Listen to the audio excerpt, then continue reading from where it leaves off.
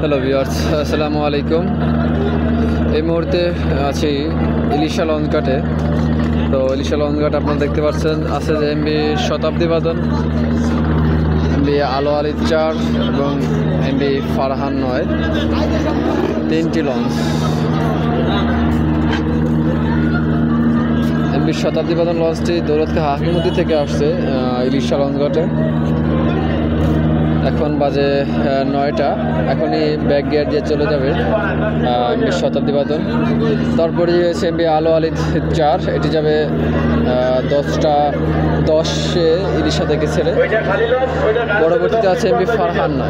MB Farhan 9 যাবে just 10টায় Ilisha ঘাট থেকে ছেড়ে যাবে। তো এই তিনটি লঞ্চই প্রতিদিন নিয়মিত সার্ভিস